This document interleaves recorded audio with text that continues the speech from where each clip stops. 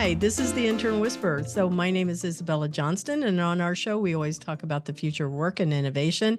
And today's guest is Sean Snaith, PhD. He is the director of the University of Central Florida's Institute for Economic Forecasting and a nationally recognized economist in the field of business and economic forecasting. He is a sought-after speaker, known for engaging and humorous presentations. He's earned praise from one business editor for having an uncanny knack for making economics not only understandable but interesting. And you will see, he will do stand-up comedy for us, I'm quite sure, except he's sitting down. So, Sean, welcome to the show. Thank you for having me. I'm so happy to have you here. So before we started, I asked you, what are the 5 words that describe you and why those 5 words? So I'll kick it off with tall. I'm 5'2". You're a giant to me. So how tall are you? 6'5", yeah. Whoa, So that is super tall. yeah, I can reach the top shelf. Let me just tell you that. Yeah, yeah. Everybody's going, hey, could you get this down for me in the grocery store? That's been my experience on many occasions, actually. So, and I'm Yeah. happy to do it. Yeah. Yeah. Why not? Yeah. Analytical. Why analytical? I'm just, sort of a numbers guy, and I like to think critically about things. And I just, um, one other words that I think I mentioned was that I'm also skeptical, and so I want to come to my own conclusions about things. I want to see the evidence. I want to interpret it. I don't want someone to tell me what this means, right? Because if you're telling me something, then it's a story. Mhm. Unless I can see upon which you're building this story and confirm and verify it, then it's just a story. And that's okay if you're Stephen King and it's fiction. But if it's something nonfiction, then I like to think things through myself. I'm not saying I know everything, and I'm not saying the story you're telling me is necessarily wrong. But I want to see the data upon which I want to see the analysis that led you to say these things. And then I can analyze it myself and either concur or disagree. I like that answer. And so you pulled that analytic and skeptical right in together. Do you approach that in everything that you do in your life, or is that just in things that relate to economics?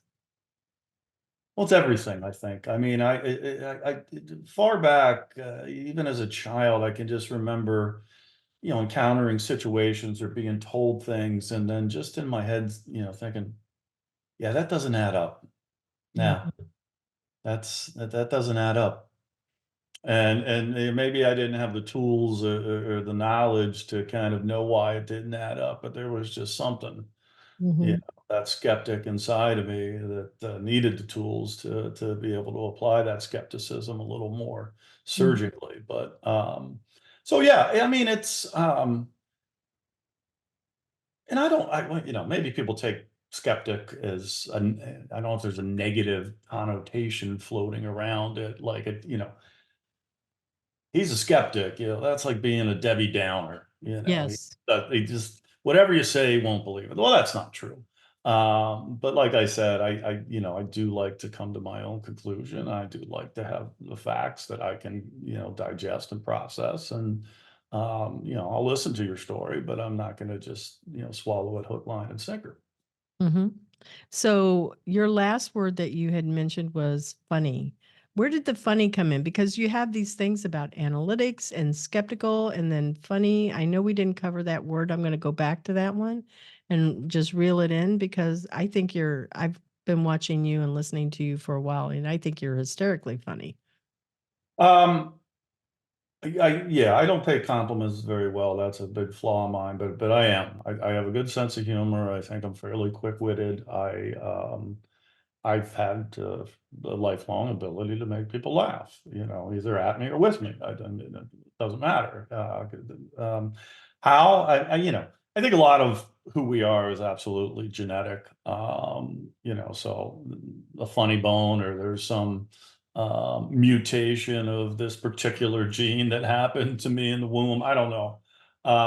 But also, I grew up in an Irish family, and tongues were sharp, and it was almost a survival skill, to be quick-witted and to be able to take a joke, but importantly, make a joke, and maybe more importantly, be able to take a joke. So I find myself, as often as I'm making a joke, being the butt of the joke, Yeah. which to me is equally funny and enjoyable.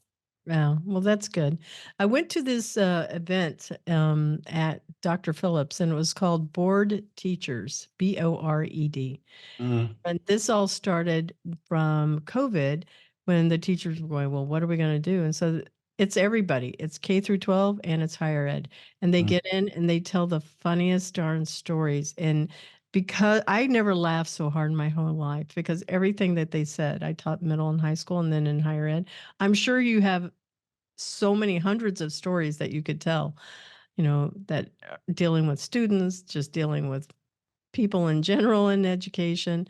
But it was really, really funny. I suggest that you check it out. They are going to have an audition in June. I'll send you the link because Oh, I think you could go and audition and then you get on the road and you're doing like comedy, stand up yeah. comedy. See, well, here's the thing. So people that, like yourself, who have heard me speak and say, "Wow, this guy's really funny." I understand that my that perception and my reputation as being a sort of humorous and funny speaker is built entirely on low expectations. You said there's an economist on the agenda. I immediately, and I see this in individual people's reaction. I meet somebody in a social setting. What do you do? Oh, I'm a professor. Oh, wow, yeah. What do you teach? Economics. Oh, then you just see a little piece of them die, a little bit Yeah. of the light goes out in their eyes. So I think someone comes in and they have maybe a preconception of what a economic speaker is going to be like, and I just clear that bar by an inch or two, and suddenly it's like, wow, what a funny economist. But um, again, it's personality, I think, in terms of that, and I just happen to be an economist.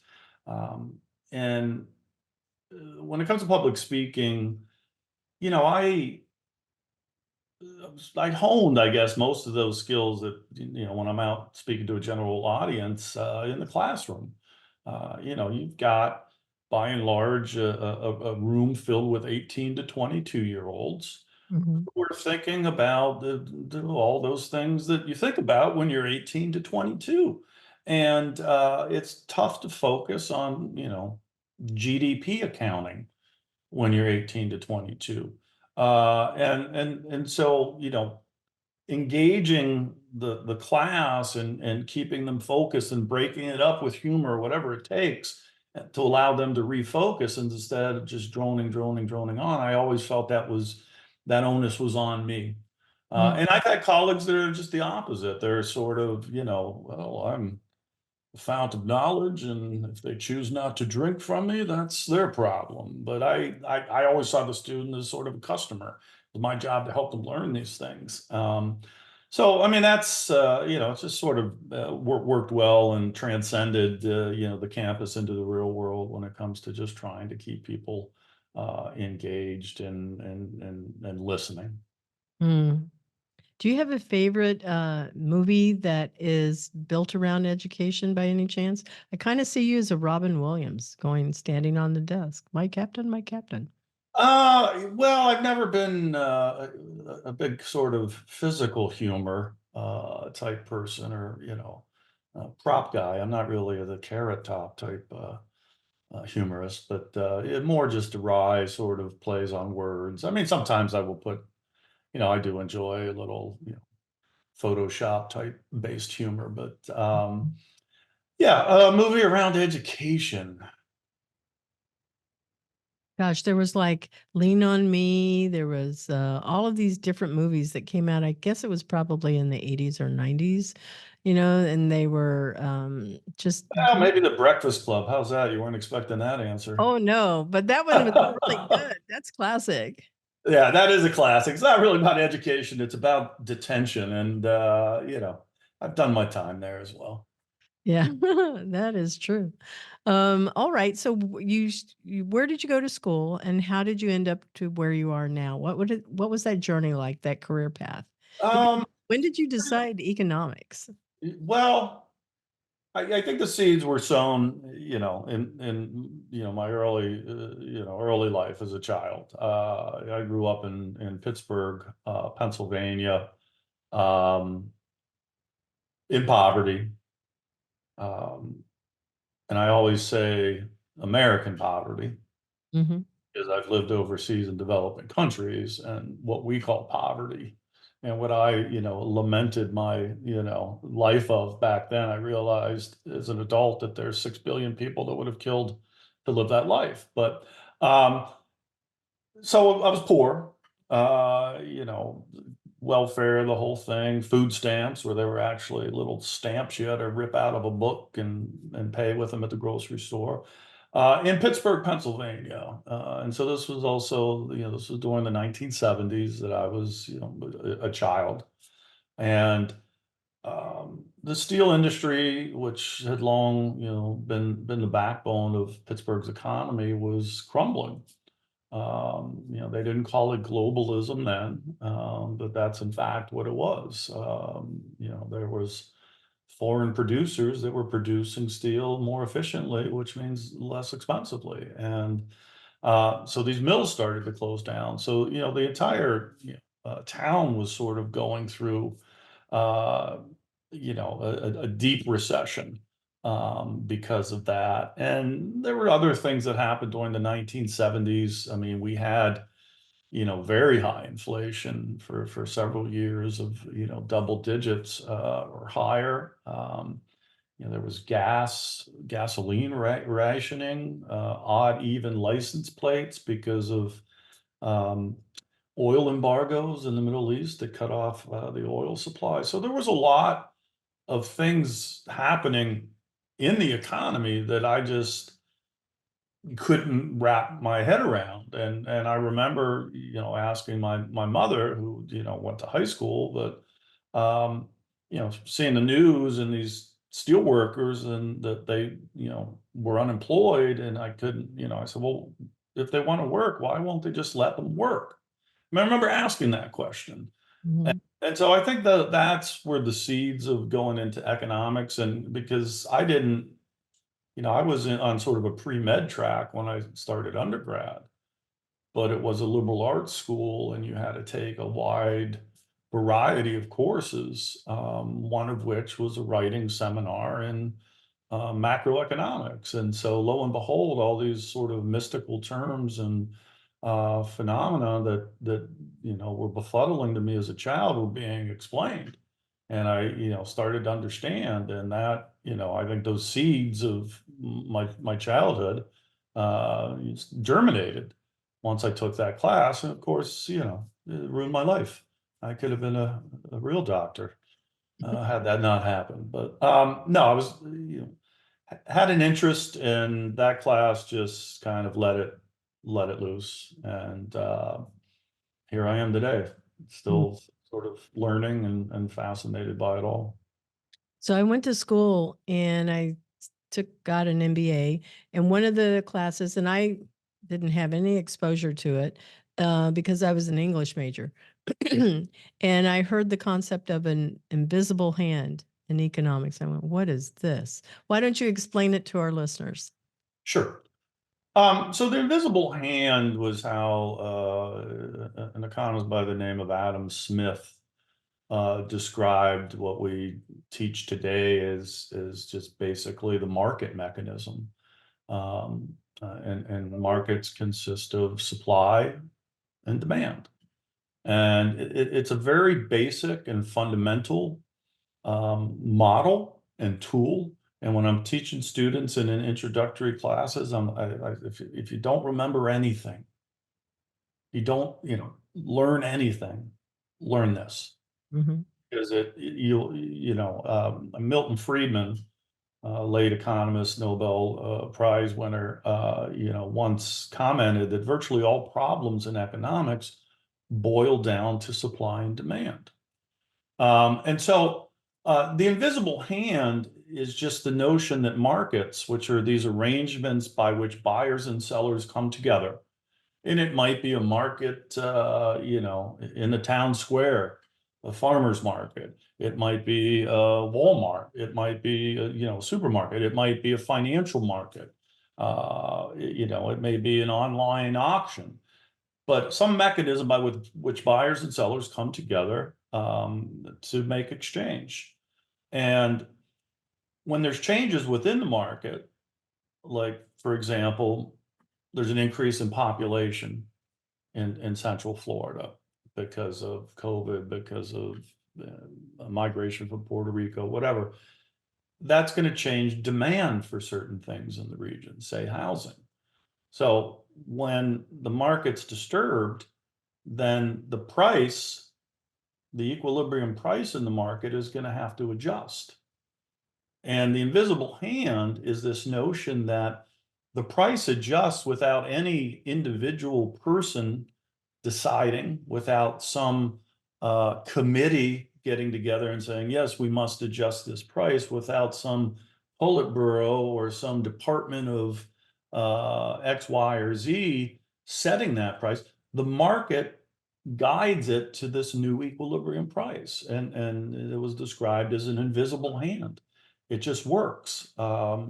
It's all these individuals are getting together, driven by their own individual objectives, and they're interacting in a way, and this interaction guides the market to the price that for the moment is the equilibrium price.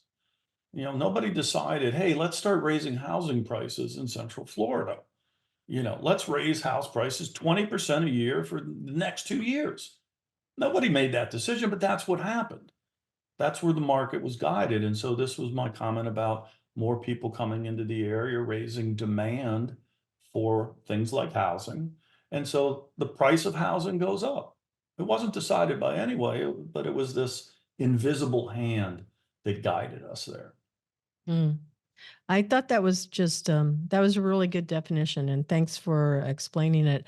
I find that whenever I was teaching in higher ed, I had to give scenarios that were relatable to them because sometimes the students they just didn't get it. So I might have to say, so fingernail polish. Let's talk about this, or beer.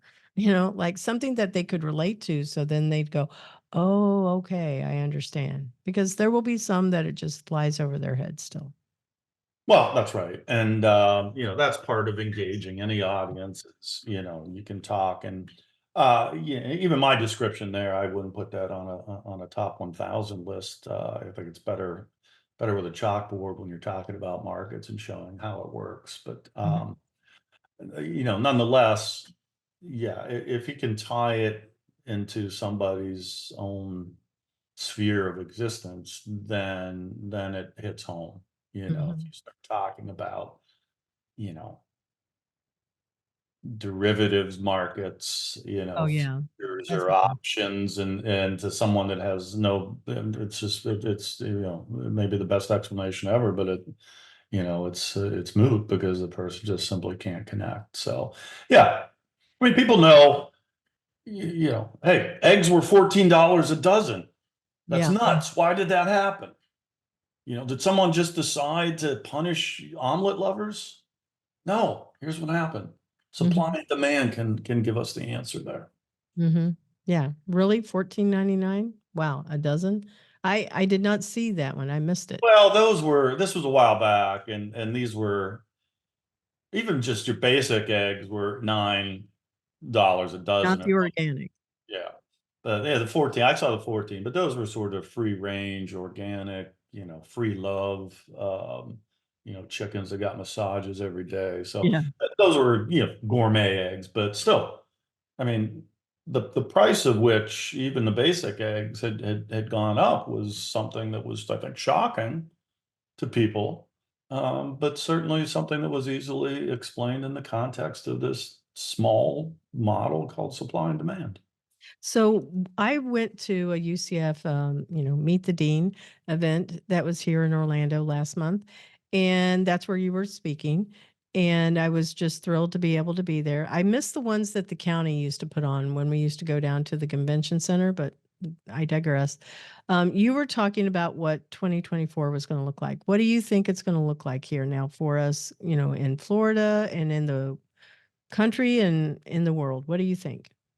Yeah, I mean, globally, you're seeing some parts of the world. I think the United Kingdom probably is currently in a recession. You're seeing some problems in China, uh, but generally speaking, a lot of places are trying to come out of the COVID-19 driven disruptions and policies that were so uh, um, I keep going back to the word violent because the way it disrupted the economy and the way money was spent and interest rates were driven to zero just created all this tumultuousness, and we're still, trying to get out of these rapids in some way and into a little more normal water. But 2024, I think we're going to see a slowing down, certainly. I think that consumers in the United States have faced 2.5 years of what economists call declining real wages and salaries. What does real wages mean, or real salary? Well, your dollar, your paycheck may have gone up. Your hourly wage may have gone up the past couple of years. Um, but what that money can purchase has actually gone down.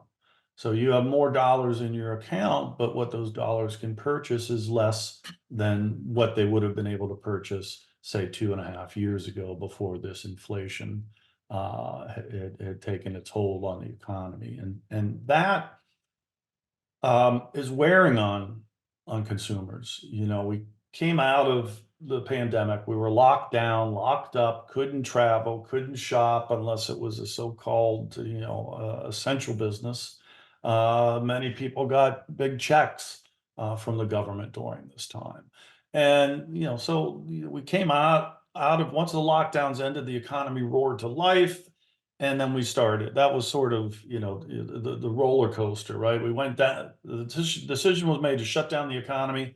That was that first big drop in the roller coaster. And then when we opened up, the economy just started rocketing back up again. But now we're kind of past all that savings that was built up during the COVID lockdowns, and that first year and a half of this episode has been exhausted. And now people get to the end of the month and that paycheck does not cover everything that they need to purchase. Rents have gone up substantially. The price of automobiles has gone up. Interest rates have gone up. So, if you're borrowing, to buy any of these things, your mortgage payment each month has gone up significantly. Your car payment, electricity, energy prices have gone up substantially, post COVID. Um, and people, I think many households get to the end of the month, as I said, and there's a gap, there's a hole in their budget that I think many are turning toward, or filling by turning towards credit cards.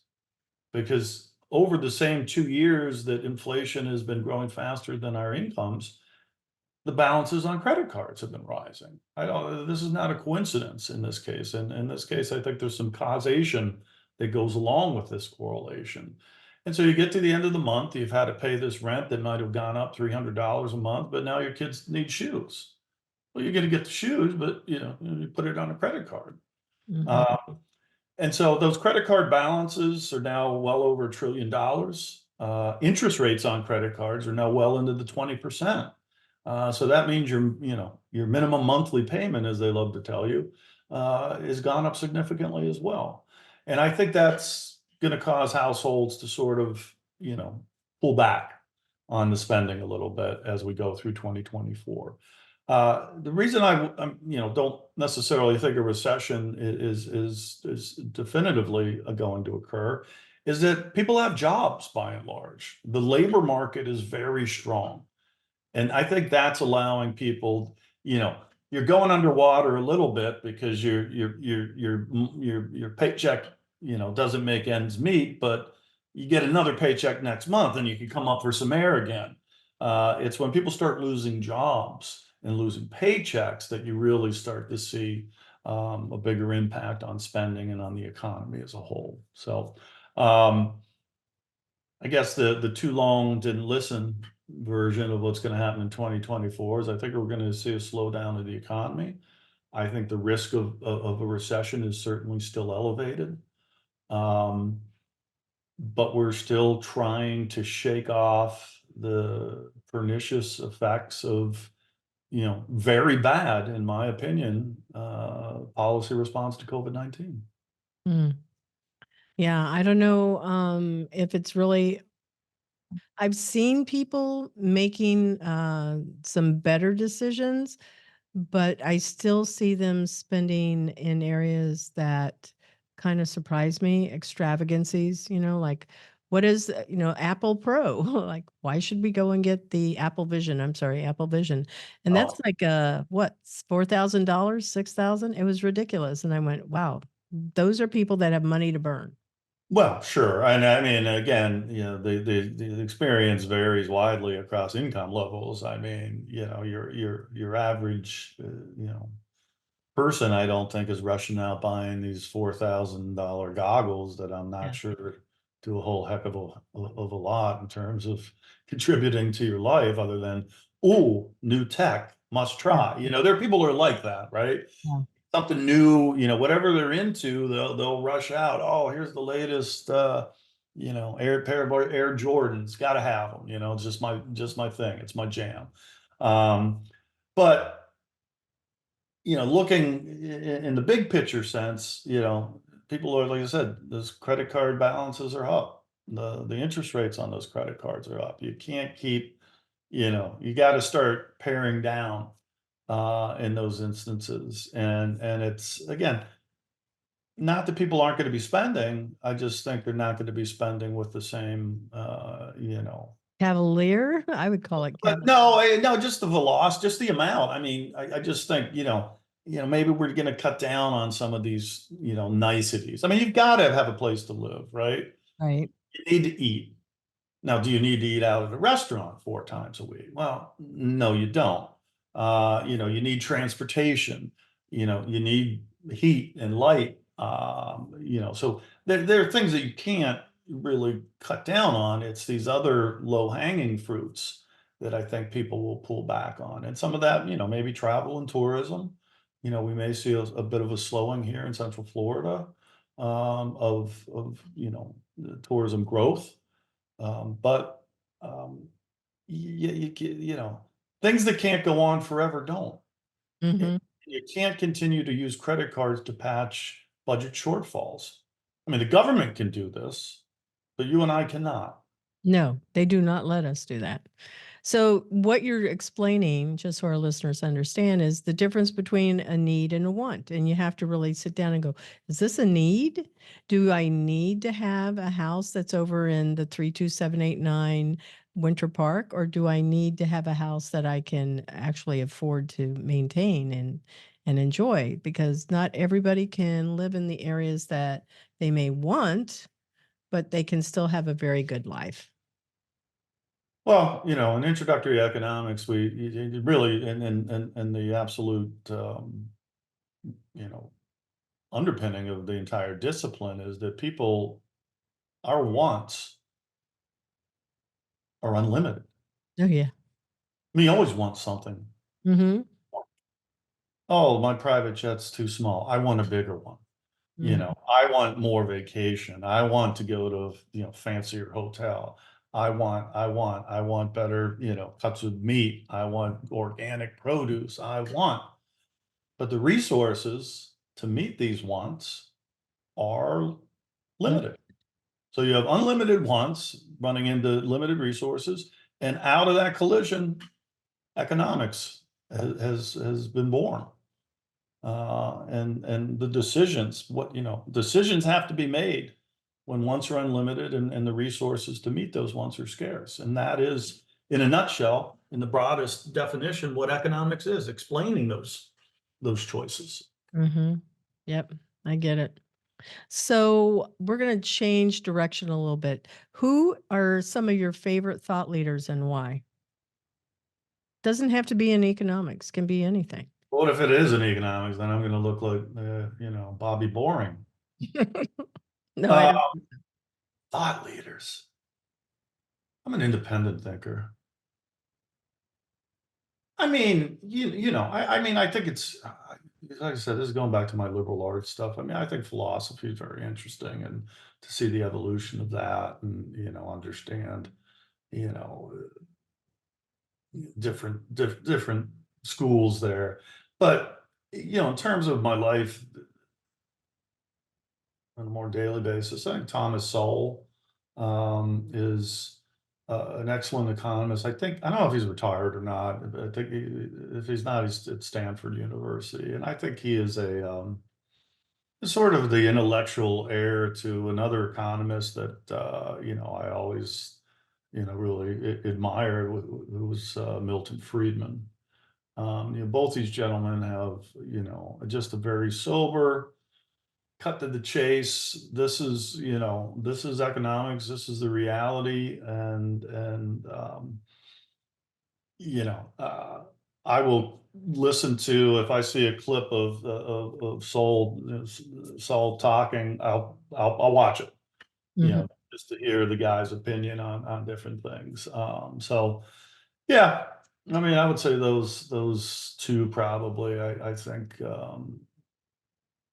or thought leader. I think everybody should listen to them. I mean, I think that that's just there's some fundamental truths that these gentlemen are able to explain that if everybody understood, I think a lot of the problems that vex our society and culture might tend to melt away. Mm, that's good to know. I'm going to go look them up. I don't know if they have a podcast, but I'll go listen. I'll look for it first. Mm. What is a hard lesson that you experienced that gave you a deeper understanding of empathy for others? Since you grew up poor, I kind of think that you probably have a good answer.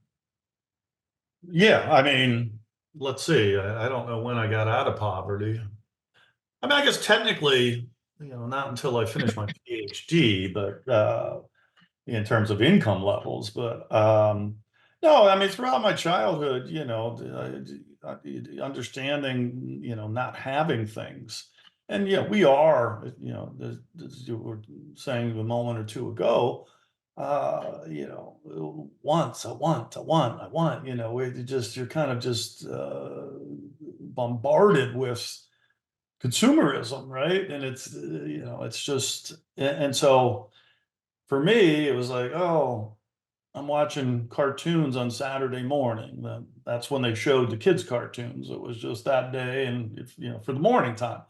But they had commercials for all these, sugary cereals that look so delicious, but I just couldn't afford them. My family couldn't afford them. Didn't have that. And seeing my mother struggle, working very, hard labor type jobs for very little money, and struggling to pay bills and keep us housed. Yeah, I mean, I think when you go through that, it definitely changes you, right? It shapes you. You can't escape that experience. And so, yes, I think I am um, more empathetic because of it. I know that people don't have the life I have, and but I also know what it is to struggle. Uh, Mhm. and as I mentioned, having lived in developing countries for several years, I, I've seen what really true struggle is in terms of survival, levels of struggles, not just, oh, I didn't get the latest iPhone, I still have the 13, and all my friends have the 15. Yeah. Um, I don't know why we're bashing Apple products here, but anyway, An iPhone. the two So have come up. Yeah, I've got an iPhone myself. So yeah, I'm very empathetic, and I'm also, so I understand that in those households, and I started,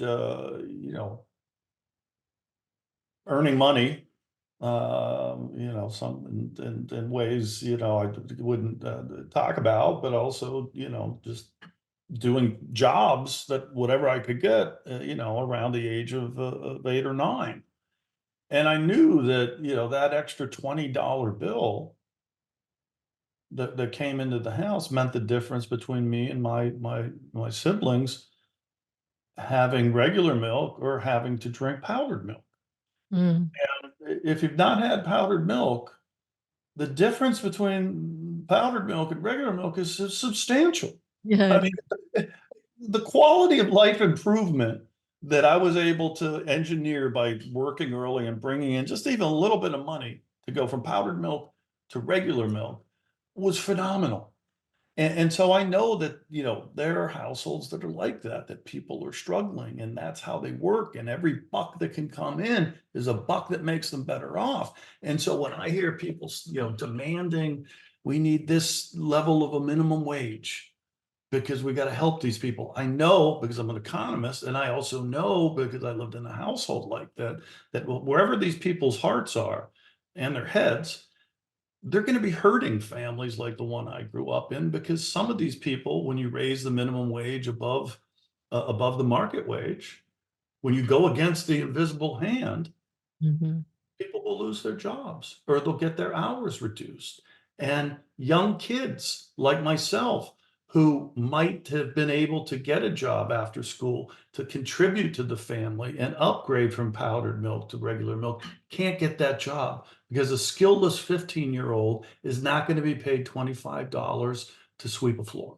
No, they're not. So yeah, so so in arguing against these kind of minimum wage hikes, I sound like I don't have empathy, but it comes from the deepest form of empathy. And I Right. think a lot of the people that argue for them are people that have no clue Yeah, what they it's haven't lived it. that haven't lived it.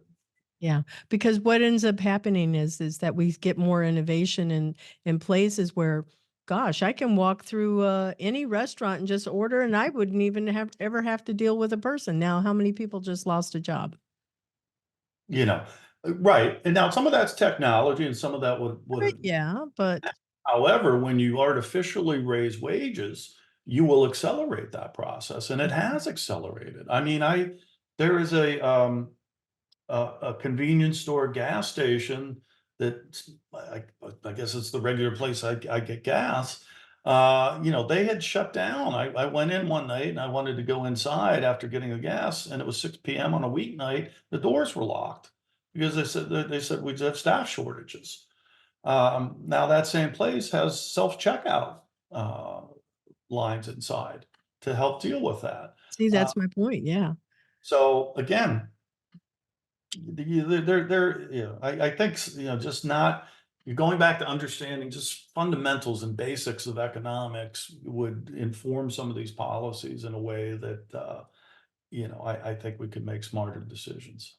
Yeah, I don't think that the whole picture is being evaluated. We're going to take a moment and acknowledge our sponsor. We will be right back. The Intern Whisperer is brought to you by Cat5 Studios, who help you create games and videos for your training and marketing needs that are out of this world.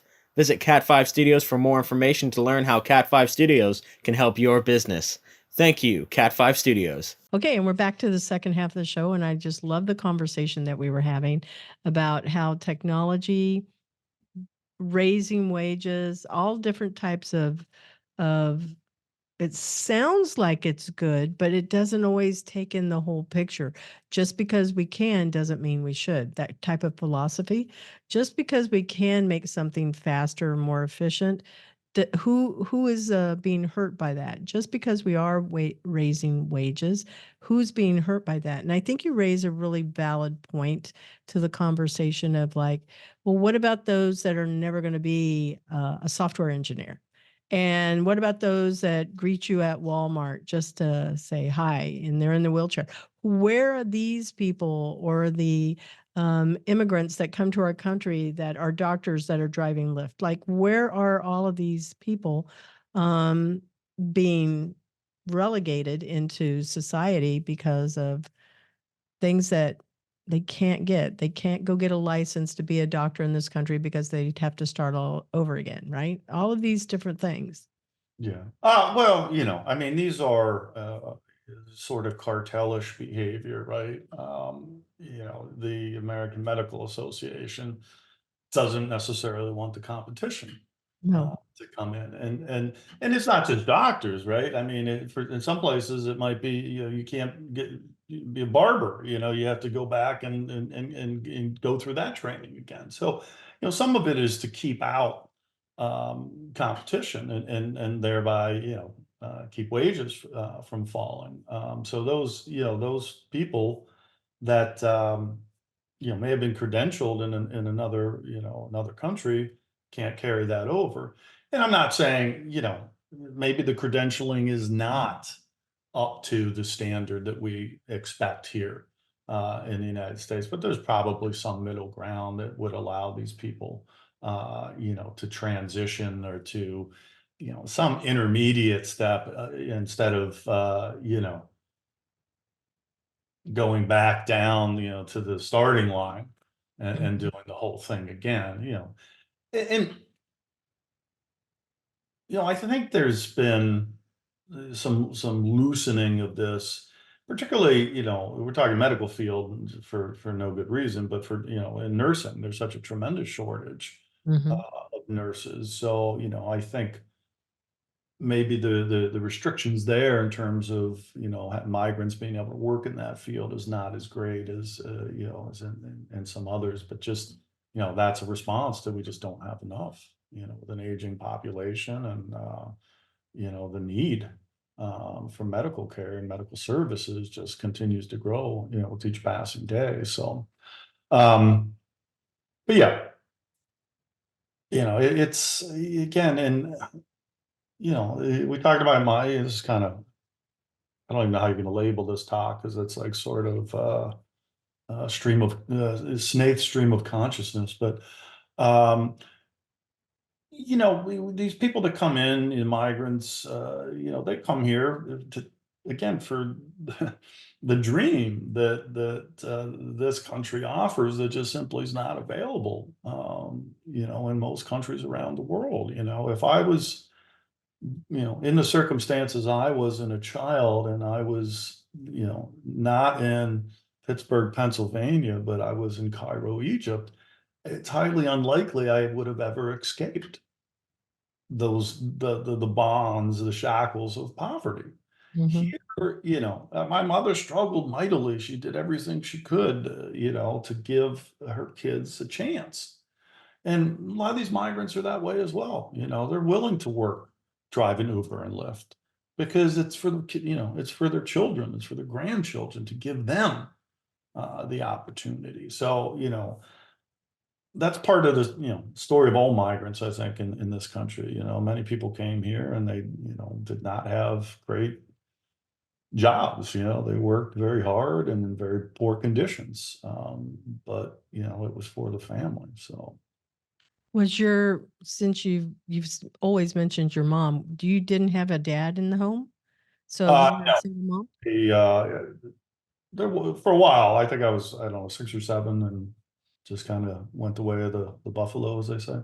Oh, I see. So yeah, that would have been really, really hard because yeah, at the time, I'm sure women, they hardly made any money, and trying to raise, I don't know how many kids were in the 3 at family. the time, yeah.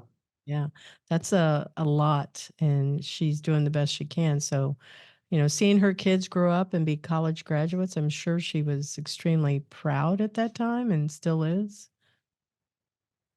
Well, remember when I said I was pre-med when I started college? Yeah, yeah, No, I'm just kidding. Of course, she's proud, and I'm grateful for everything that she did. And that's why I exist, is so that my kids can, take the steps necessary, yeah, on my back. yeah. Definitely. So what do you think 2030 is going to look like when we talk about this, as it relates to the world, the industries, and just jobs in general? What do you Yeah, well, I mean, well, obviously AI is the belle of the ball right now in Yeah. terms of investing and prognostication about the future, good and bad. Um, and 6 years, that's not a huge amount of time, right? I mean, I don't think in No. 2030 we're going to look back and say, whoa, look how primitive 2024 was. I think this progress will advance. I see, and I'm not an expert in these areas, either of these areas, but I see the AI and the hullabaloo and the discussion of the disruptive nature of it and what it's going to do very similar to the discussion of robotics when robotics came onto the scene and was starting to show up in manufacturing, and everyone was going to have their own robot at home to help them. All these kind of crazy things about how robots were just going to take over and change everything and take everybody's job. Well, that didn't materialize. The only robot I have is the Zumba vacuum cleaner, and I Mhm. can't run it because it scares my dog. So my robot's useless. But what happened with robots is, sure, was there some people that lost their jobs? The person that was hand tightening screws on an assembly line could be replaced by a robot that tightened those screws and didn't get carpal tunnel syndrome, could work 18 hours a day. um, but there was also workers that became more productive because they had a robot beside them helping them to place the windshield into the car and thereby do it more quickly and more efficiently and thereby raise their value as an employee. And then there's a whole host of other jobs that were created building the robots, programming the robots, maintaining the robots. So that it's part of this creative destruction that you see in market economies. I mean, new industries, new products, new services come out. Some have a bigger impact than others, but they all have some degree of disruption, involved. I mean, there were people one day who I'm sure made a good living and had a career in installing and repairing payphones Mm. around this country. Mm. Now, they lost their jobs. Are you willing to give up your iPhone so they can go back? And were you willing to have to stop, get out of your car, put a quarter in to make a phone call? Of course No.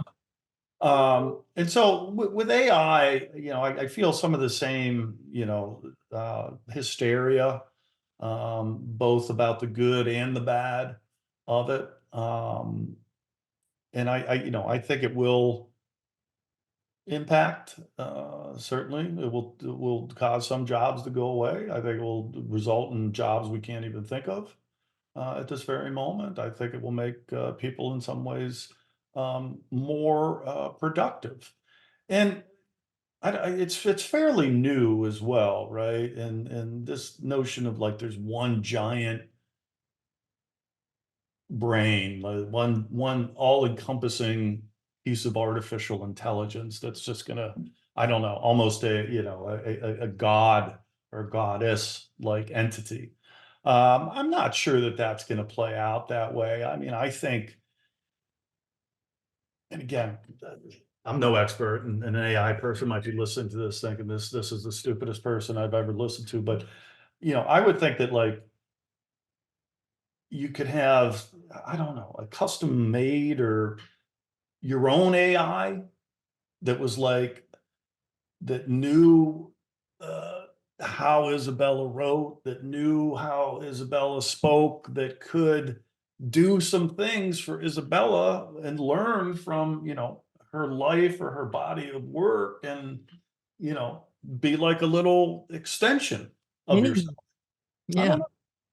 I mean, I don't know, but it's fun to think of. I think mischief, of course, is always a possibility. I don't want to I don't want to go the whole Skynet Terminator route, you know, of robots that are, you know, become self-aware and, you know, program themselves and make changes to programs. But um, yeah, things like, I mean, there is in all of this some Orwellian sort of 1984-ish um, undertone, right? And you look at things like these like deep fakes, Mm-hmm.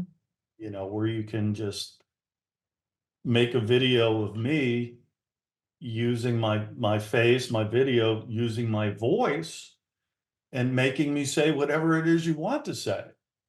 You know, I think there's mischief certainly that has, or you know, you know, has happened and will continue to happen. The question is to what extent.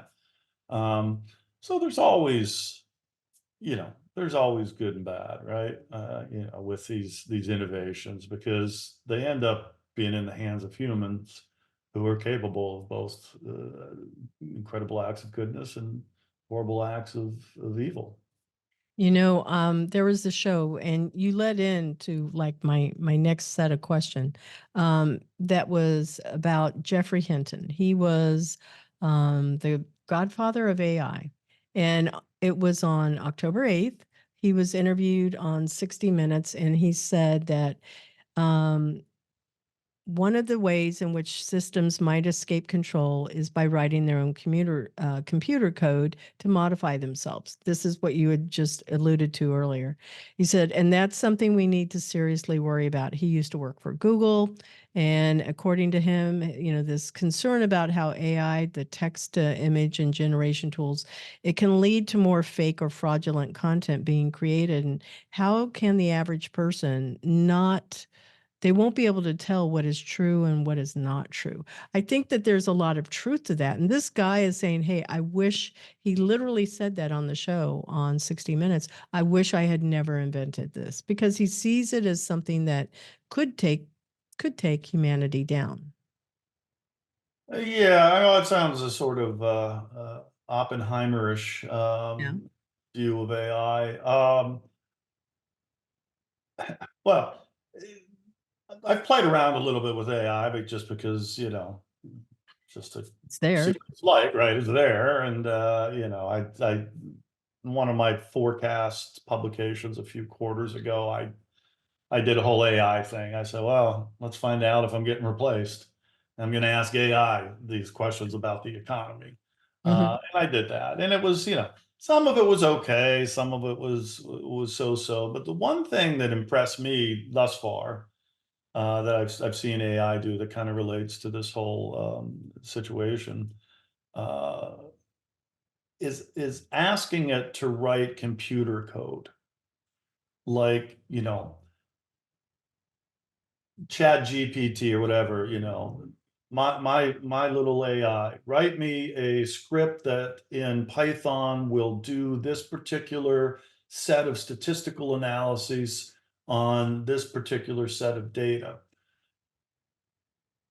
And it wrote, this was a video of somebody else asking it, but it wrote flawless code. I mean, it was just like perfect. Like you could just copy that code and it did exactly what the person verbally prompted AI to do. So, I mean, it could change, you know, the software entirely, where you just, you know, speak, analyze this for me, instead of having to know SAS or, you know, SPSS or any of these statistical packages that, you know, you would have to do manually today. If you could just ask the question and then it writes and executes what, you know, you need to do. You know, I can see that being, you know, again, a useful thing for someone that's building a program or doing analysis. It makes them more efficient, that they don't have to type out that code hand by hand and make typos, and, you know, again, increases their productivity. Mhm. But I mean, the genie's out of the bottle, as they say. So Exactly. I don't, you know, he can lament the fact that I never should have done it. But, as a society and as a, as the human race has to decide to what extent this can, it's now, well, maybe if the atomic bomb had never been invented, that's one thing, but, we've come to an agreement here after seeing it being used that we don't want to see this happen anymore, that this is horrific. Hmm. And so, it didn't just, Oppenheimer just didn't lead to people casually tossing atomic bombs every time there was a conflict or disagreement. We could probably arrive, at a similar sort of agreement when it comes to AI. I don't know, what the mutually assured destruction of AI looks like, but I don't think anybody wants us to be, overtaken by our robot, masters and put into pods like we're living the Matrix. Yeah. We're in Wally. We're sitting in little dumpling people in little chairs. Well, yeah, I mean, well, we're getting there, mainly because of the food that we eat in this country and lack of exercise. But I don't know. Yeah. If I had a levitating lazy boy, or if I could buy one, I'd get one. No lie, no lie. Yeah, that would be a fun thing to have. That becomes your own like amusement park type of Yeah. a ride, I guess. So, yeah, I could see that happening. Well, I think that you're one of the more balanced people probably in economics because I think that you always look at things as checks and balances. And if we go too far over, then yeah, there's a consequence. There's always a consequence, good or bad, right? With anything we do. Well, I mean, you sure. I mean, you know, every decision, every choice you make, there's something that you didn't do. That's right. So we call that an opportunity cost. Mm-hmm. I chose to be on this podcast for an hour. That meant I couldn't, spend an hour, watching Netflix Yep. or working on my next forecast. So every choice involves a cost, and that's really fundamental economics as well. Yep. And I don't think people think about that. So that leads into like my last question, next to last. What is the best mentoring advice that you would want to share with our listeners about the future in economics? I almost think like how you just finished, there is an opportunity cost with every choice is like that is sound wisdom there. But I don't think people think that way. No, and I some of this is speaking as a parent as much as an economist. The future is, I think, I'm in the business of making predictions, and so I understand how precarious and in some ways ridiculous it is to try to predict what's going to happen in the economy in 5 years from now. Right. Specific predictions. The same thing's true. People in Florida know that when they look at hurricane maps. I know that when I see these, gloom and doom climate predictions.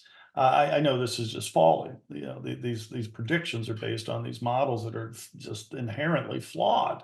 Um, and so when it comes like to individuals, you can't see your future. I mean, it is obscured in a mist that, no, what are the kids doing these days? Tarot cards, no astrological readings is going to reveal to you. Mm-hmm. And and you take one step into that future, it's not your final step. You have no idea where that first stone is ultimately going to lead you to. And so, working with younger people and they're graduating and they're leaving college, and it's a stressful, I mean, that's a stressful transition in life. Um, oh, disappointed about this job that I got, or it's not the one that I wanted. And I'm just, that's not your end game. That's not what you're going to do the rest of your life. That's just your first step, and you have no idea where that's going to take you. And anyway, you can do any job for a period of time, no matter how much you don't like it, as long as you know that it's not forever, Mm-hmm. right? You're like, okay, oh, this job's the worst, but in 2 years I'm going to do X, Y, and Z. All right. get what you can out of that 2 years, and there's always something. I mean, even in the worst jobs I've had in my life, the jobs that I just despise, I took something away, whether it was just my personal growth or how to deal with these adverse situations when they come up again.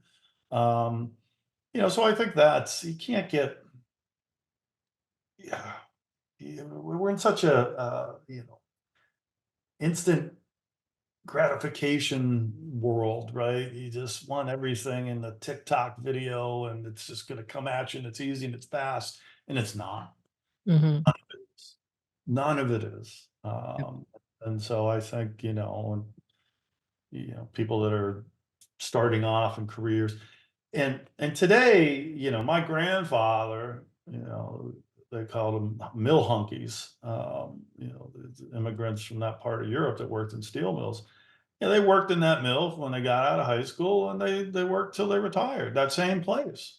Hmm. They got a fixed benefit pension, they got a little gold, tie clasp, and that was that. Those days are gone. Yep. People entering the workforce now may change jobs 30, 40 times. It's I mean, true. they may entirely change careers.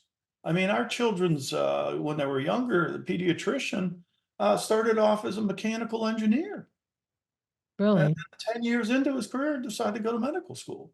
I mean, who could predict that kind of swing? Nobody, and certainly not him. And, I think that's important. You just have to take each step and take what you can from that experience and move from there. Nothing's forever. That is true. That is sound advice there too. So, how can our listeners contact you? Website, social channels. What I put on, that I put on here is your Twitter. You've got Twitter. We gave your personal LinkedIn, and then also your UCF Economics website, the big website, not the page menu. Is it the link to the Institute for Economic It Forecasting? is. It Okay, is. that's the important one. Yeah, that's it. I'm sort of like a bird without a beak on Twitter. I'm not chirping all that much, but I do have an account, and I know I'm not that big. I'm not. They want me to be better at social media, but I'm not particularly good. I think it's okay if we're not, Uh, because we can still fly under the grid, and I less hope gaps so. are Yeah, corrected. I still think they're watching me. I know my Oh, phone's listening to me right now. it's always listening. It's always watching. It's always listening. Yes. That is it. Well, I want to thank you so much for being here, and thank you for the gift of your time that you could have been doing watching Netflix. So I am honored to have. Yes, I incurred a cost to be here. So anyway, you take care, and I look forward to seeing you at your next event. Thank you very much. Thank you to our sponsor, Cat5 Studios. Our video editor is Max Stein. Our music is by Sophie Lloyd. Visit www.e4c.tech to learn how you can recruit, assess, and improve employee learning and your company culture through DEI skills, hiring, and learning. Become an E4C member today. Mention you listen to the show, and you may get the chance to become a guest on the Intern Whisperer podcast. You can support the Intern Whisperer by sharing, commenting, liking, and subscribing on YouTube or your favorite podcast streaming apps.